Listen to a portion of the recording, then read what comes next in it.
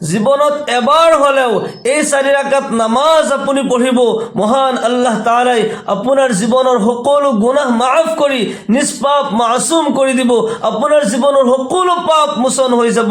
মোৰ প্ৰিয় দিনী ভাই বন্ধুসকল, আল্লাহৰ ৰাসূল জনাবে মুহাম্মদুৰ ৰাসূলুল্লাহ সাল্লাল্লাহু আলাইহি ওয়াসাল্লামে তেখেতৰ খুৰায়েক হযৰত আব্বাস ৰাদিয়াল্লাহু তাআলা আনহুক এই আমল শিকাই দিছিল। আল্লাহ ৰাসূল সাল্লাল্লাহু আলাইহি ওয়াসাল্লামে কয়, হে মোৰ মৰমৰ চাচা, হে মোৰ খুৰা, আপোনাক মই কিবা ভাল উপঢৌকন দিওঁ নেকি, এনেকুৱা কিবা আমল শিকাই দিওঁ নেকি যাৰ দ্বাৰা আপোনাৰ 10 ধৰণৰ উপকাৰ হ'ব, 10 ধৰণৰ ফায়দা হ'ব। হযৰত আব্বাস ৰাদিয়াল্লাহু তাআলা আনহু কয়, কিয় নহয়, এনেকুৱা এটা আমল যাৰ দ্বাৰা নেকি 10 ধৰণৰ উপকাৰ হয়, তুমি মোক শিকাই দিয়া।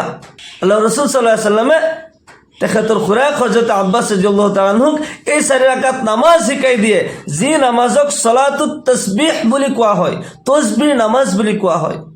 এই নামাজৰ প্ৰত্যেক ৰাকাতত 30টা কলিমা সুবহানাল্লাহি আলহামদুলিল্লাহি ওয়ালা ইলাহা ইল্লাল্লাহু আল্লাহু আকবার, এই 30টা কলিমা 75 বার প্রত্যেক রাকাতত পড়া হয়। 4 রাকাত নামাজত 300 বার এই তসবিহ পড়া হয়। এই তসবির বহুত ফায়দা আছে। তবরানি শরীফের রিওয়ায়াত হয়, আল্লাহ রাসূল সাল্লাল্লাহু আলাইহি ওয়াসাল্লামে কয়, এই তসবিহ যিজনে বেশি বেশি পঢ়িব তেও আল্লাহর হিমানে বেশি নিকটবর্তী হ'ব। সুবহানাল্লাহ। এই তসবিহ বেশি বেশি পঢ়িলে জান্নাতত তোর কারণে ঘর বনাই দেওয়া হয়। এই তসবির এক এক হরফের বদলা 10টা কই নেকি লিখা হয়। সুবহানাল্লাহ বিহামদিহি। এই তসবির বহুত ফজিলত আছে, হাদিস শরীফত আহিছে। আৰু এই 4 ৰাকাত নামাজ পঢ়িলে 10 ধৰণৰ উপকাৰ আছে, 10 ধৰণৰ গুনাহ মাফ হৈ যায়। পুৰণা গুনাহবোৰ, নতুন গুনাহবোৰ, আগৰ গুনাহবোৰ, পিছৰ গুনাহবোৰ, ডাঙৰ গুনাহবোৰ, সৰু সৰু গুনাহবোৰ, যিবোৰ আমি জানি কৰোঁ, যিবোৰ নাজানি কৰোঁ, সকলো ধৰণৰ গুনাহ আল্লাহ ৰব্বুল আলামিনে মাফ কৰি দিব এই 4 ৰাকাত নামাজ যদি আপুনি পঢ়িব পাৰে। আল্লাহ ৰাসূল জনাবে মুহাম্মদুৰ ৰাসূলুল্লাহ সাল্লাল্লাহু আলাইহি ওয়াসাল্লামে তেখেতৰ খুৰায়েক হযৰত আব্বাস ৰাদিয়াল্লাহু তাআলা আনহুক এই নামাজৰ তৰিকা শিকাই দিয়ে আৰু কয়, হে মোৰ মৰমৰ চাচা, আপুনি পাৰিলে প্ৰতিদিন এই নামাজ আপুনি পঢ়িব, প্ৰতিদিন আপুনি এবাৰ টাইম লৈ এই নামাজ পঢ়িব। যদি প্ৰতিদিন নোৱাৰে, ডেইলি যদি আপোনাৰ অসুবিধা হয়, আপুনি সপ্তাহত এদিন হ'লেও এই নামাজ আপুনি পঢ়িব। যদি সাপ্তাহিক আপুনি পঢ়িব নোৱাৰে, কমসে কম প্ৰতি মাহে আপুনি এই আমল কৰিব, এই 4 ৰাকাত নামাজ আপুনি পঢ়িব। হে মোৰ মৰমৰ চাচা, যদি আপুনি মাহতো নোৱাৰে, বছৰত এবাৰ হ'লেও এই আমল আপুনি কৰিব। যদি বছৰতো নোৱাৰে, জীৱনত এবাৰ হ'লেও এই আমল আপুনি কৰিব। হে মোৰ মৰমৰ চাচা, এই আমল কৰিলে ফায়দাতকৈ খালি নাই। এই আমল আপুনি কৰিব, আল্লাহ ৰব্বুল আলামিন আপোনাৰ জীৱনৰ 10 ধৰণৰ গুনাহ মাফ কৰি দিব, আপোনাক নিষ্পাপ মাসুম কৰি দিব। মোৰ প্ৰিয় দিনী ভাই বন্ধুসকল, আহক আমি সকলোৱে এই নামাজ শিকি লওঁ। সলাতুত তাসবিহ, তসবিহ 4 রাকাত নামাজ আমি শিকি লওঁ। যেতিয়া সময় পাওঁ আমি এই আমল কৰোঁ, ভাল ভাল দিন চাই আমি এই আমল কৰোঁ। এতিয়া ৰজবৰ মাহ চলি আছে, ৰজব, শাবান, ৰমজান, যিকোনো মাহত যিকোনো এটা দিন আমি প্ৰতিদিন পাৰিলে এই আমল কৰিব লাগে। সাপ্তাহিক হ'লেও কৰিব লাগে, মাহত হ'লেও কৰিব লাগে, নহ'লে বছৰত এবাৰ হ'লেও আমি এই আমল কৰোঁ। আমাৰ জীৱনত কিমান গুনাহ হৈ যায়, কিমান পাপ আমি কৰোঁ। কুল্লু বানি আদম খাতাউন ওয়া খায়রুল খাতাইনা আত-তাওয়াবুন। আল্লাহ রাসূল সাল্লাল্লাহু আলাইহি ওয়াসাল্লামে কয়, বানি আদম মানৱ জাতিয়ে গুনাহ কৰে, কাৰণ মানুহক শয়তানে চক্ৰান্ত দি বিভিন্ন সময়ত বিভিন্ন গুনাহ কৰায়। কিন্তু সেই সকলো গুনাহগাৰৰ ভিতৰত সেইজন গুনাহগাৰ আল্লাহৰ ওচৰত বেছি পছন্দনীয়, আল্লাহ তাআলাই ভাল পায় যিজনে গুনাহ কৰি তওবা কৰে, পাপ মোচন হোৱাৰ কাৰণে নিজৰ গুনাহবোৰ অনুতপ্ত হয় আল্লাহৰ ওচৰত ক্ষমা প্ৰাৰ্থনা কৰে। আপুনি এই 4 ৰাকাত নামাজ পঢ়ক, আল্লাহ ৰব্বুল আলামিনে জীৱনৰ সকলো গুনাহ মাফ কৰি দিব। যিবোৰ জানি আমি ভুল কৰিছোঁ, যিবোৰ নাজানি কৰিছোঁ, যিবোৰ ডাঙৰ ডাঙৰ গুনাহ কৰিছোঁ, যিবোৰ সৰু সৰু গুনাহ কৰিছোঁ, আগৰ গুনাহবোৰ, পিছৰ গুনাহবোৰ, নতুন গুনাহবোৰ, পুৰণা গুনাহবোৰ, সকলো ধৰণৰ গুনাহ মহান আল্লাহ তাআলাই মাফ কৰি দিব যদি আমি এই 4 ৰাকাত নামাজ আমি পঢ়িব পাৰোঁ। 4 ৰাকাত নামাজ আপুনি আৰম্ভ কৰোঁতে আপুনি নিয়মখিনি চাই ল'ব। প্ৰথমতে ধুনীয়াকৈ অজু কৰি ল'লে, সুন্নতি নিয়মত আপুনি অজু কৰিব। অজু কৰাৰ পিছত আকাশৰ পিনে চাই কলিমা শাহাদাত পঢ়িব, আশহাদু আল্লা ইলাহা ইল্লাল্লাহ ওয়া আশহাদু আন্না মুহাম্মাদান আবদুহু ওয়া রাসূলুহু। কলিমা শাহাদাত যেতিয়া অজুৰ পিছত আপুনি পঢ়িব, আল্লাহ ৰাসূল সাল্লাল্লাহু আলাইহি ওয়াসাল্লামে কয়, যিজন ব্যক্তি অজুৰ পিছত কলিমা শাহাদাত পঢ়িলে আকাশৰ পিনে চাই, সেইজন ব্যক্তিৰ কাৰণে জান্নাতৰ সকলো দৰ্জা খুলি দিয়া হয়। সুবহানাল্লাহ। সেইজন ব্যক্তি যিকোনো দৰ্জা দি ইচ্ছা কৰিলে জান্নাতত প্ৰৱেশ কৰিব পাৰিব। সুবহানাল্লাহ। আপুনি ধুনীয়াকৈ অজু কৰি কলিমা শাহাদত পাঠ কৰিব। তাৰপিছত জাইনামাজ পাৰি লৈ আপুনি নিৰ্জন ঠাইত থিয় হৈ যাব আৰু নিয়ত কৰিব, মই আল্লাহৰ ৱাস্তে 4 ৰাকাত তসবিহ নামাজ পঢ়ি আছোঁ। আল্লাহু আকবাৰ। নিয়তটো আপুনি নিজৰ ভাষাত কৰিলেও হ'ল, মই আল্লাহৰ ৱাস্তে 4 ৰাকাত তসবিহ নামাজ পঢ়ি আছোঁ। চেম এই কথাখিনি যদি আপোনাৰ মনত আছে, মই তসবিহ 4 ৰাকাত নামাজ পঢ়িম, মনত থাকিলেও হ'ল, বা আপুনি আৰবিত উচ্চাৰণ কৰিও যদি আপুনি নিয়ত কৰে তথাপিও হ'ব। নিয়তটো হৈছে আপুনি যি কামটো কৰিবলৈ গৈ আছে, আল কাসদু ওয়াল ইৰাদাতু। নিয়ত মানে হৈছে ইৰাদা কৰা, সংকল্প কৰা। আপুনি কি কৰিবলৈ গৈ আছে, আপোনাৰ সেই বস্তুটো যদি মনত আছে, বাছ সেইটোৱে নিয়ত হ'ল। নিজৰ ভাষাত উচ্চাৰণ কৰি ক'লেও যিটো কথা, মনত ভাবি থাকিলেও সেইটোৱে কথা, আৰবিত ক'লেও চেম কথা। ইয়াতে সবত পাৰ্থক্য নাই, সব একেই পাব। মোৰ প্ৰিয় দিনী ভাই বন্ধুসকল, এই 4 ৰাকাত তসবিহ নামাজৰ নিয়ম মই ধুনীয়াকৈ কৈ দিম, আপুনি মোৰ লগে লগে হিচাপ কৰি যাব। আপোনাৰ আসানীৰ কাৰণে মই ধুনীয়াকৈ এই নিয়মখিনি কৈ দিম, যাতে ইয়াতে কোনো ধৰণৰ ভুল নহয়। আপুনি হিচাপ কৰি যাব, এক ৰাকাতত 75 বাৰকৈ এই তসবিহ হ'ব লাগিব। সুবহানাল্লাহি ওয়ালহামদুলিল্লাহি ওয়ালা ইলাহা ইল্লাল্লাহু আল্লাহু আকবার 75 বাৰ হ'ব লাগিব। এক ৰাকাতত, 4 ৰাকাতত 300 বাৰ হ'ব।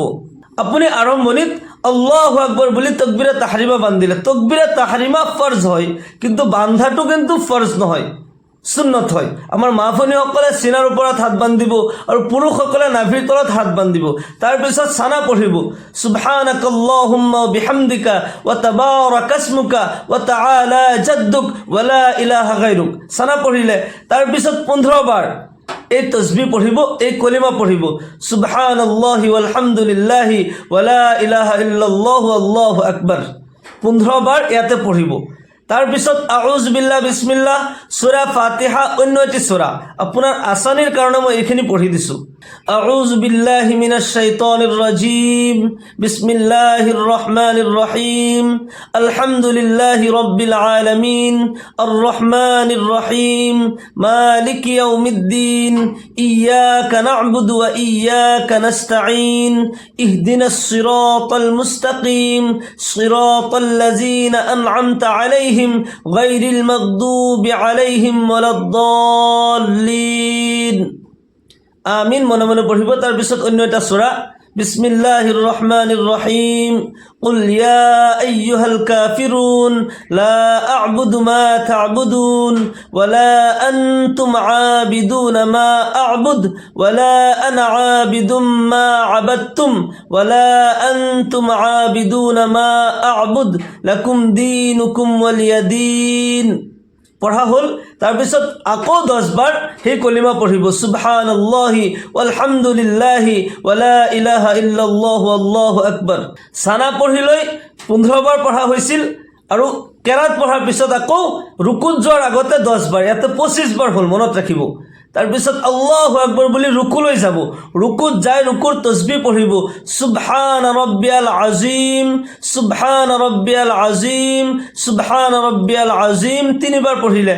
তাৰপিছত 10 বাৰ পুনৰাই এই কলিমা পঢ়িব, সুবহানাল্লাহি ওয়ালহামদুলিল্লাহি ওয়া লা ইলাহা ইল্লাল্লাহু আল্লাহু আকবার 10 বাৰ পঢ়িলে 35 বাৰ হ'ল, মনত ৰাখিব হিচাপখিনি। তাৰপিছত সামি আল্লাহু লিমান হামিদাহ কৈ কৈ থিয় হৈ যাব। থিয় হোৱা অৱস্থাত ৰব্বানা লাকাল হামদ কোৱাৰ পিছত 10 বাৰ এই কলিমা পঢ়িব, সুবহানাল্লাহি ওয়ালহামদুলিল্লাহি ওয়া লা ইলাহা ইল্লাল্লাহু আল্লাহু আকবার। ইয়াতে 10 বাৰ হোৱাৰ পিছত ইয়াতে 45 বাৰ হ'ল। তাৰপিছত আল্লাহু আকবাৰ বুলি আপুনি সিজদালৈ গুচি যাব।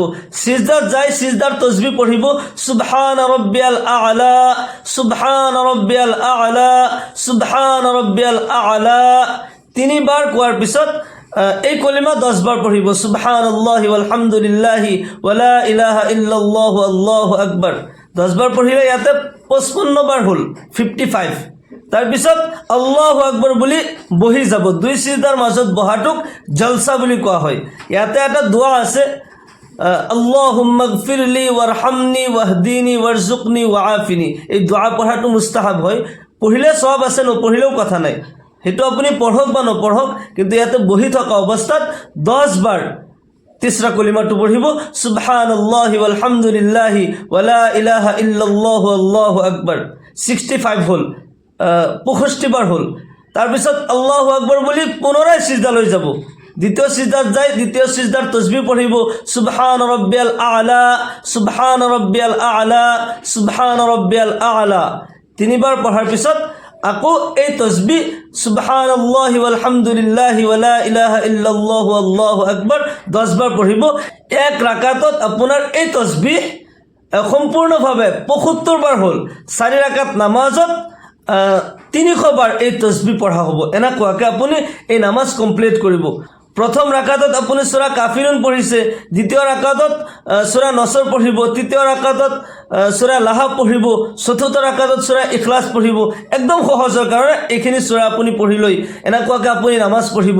এই নামাজ আপুনি পাৰিলে ডেইলি পঢ়িব, নোৱাৰিলে সপ্তাহত এদিন, নহ'লে মাহত হ'লেও এদিন, নহ'লে বছৰত এদিন, নাইবা জীৱনত এবাৰ হ'লেও এই আমল আপুনি কৰিব। এই 4 ৰাকাত নামাজ আপুনি পঢ়িব। আল্লাহ ৰব্বুল আলামিনে আপোনাৰ জীৱনৰ সকলো গুনাহ কাটা মাফ কৰি দিব, জীৱনৰ সকলো পাপ মোচন কৰি নিষ্পাপ মাসুম কৰি দিব।